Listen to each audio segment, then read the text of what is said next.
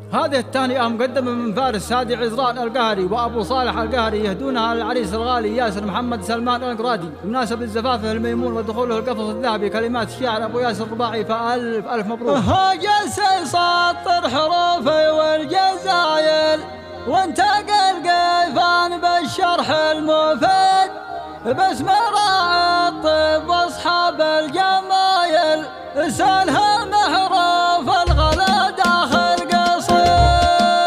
هاجس سطر حروفي والجزايل وانتقى القيفان وبجمله مفيد باسم راعي الطب واصحاب الجمايل سالها محروف الغلا داخل قصيد. وسرها يا مرسل في ظرف عاجل للعريس الزين وبجمله فريد وللخابر ياسر حروفي بالدلايل والتباركات له من ناكل وللكفر ياسر محمد بالمثايل نهدي القيفان بالوزن الوحيد وللهوى في قلب من خير القبايل القرادي دايم مفعوله سديد والنعم يكتب للقرادي كامل هم هالجودات من مده مدين وجاتك الجزلات يا راعي الجمايل من رفاقك والتهاني لك اكيد فارس يهنيك وهداك الجزايل والنعم به باركك في يوم عيد والتهاني مرسله بجبر رسايل من ابو صالح هدايا للقصير. بارك لك يا كفو وبقدر كامل يا معرسك قدم اللحن الفريد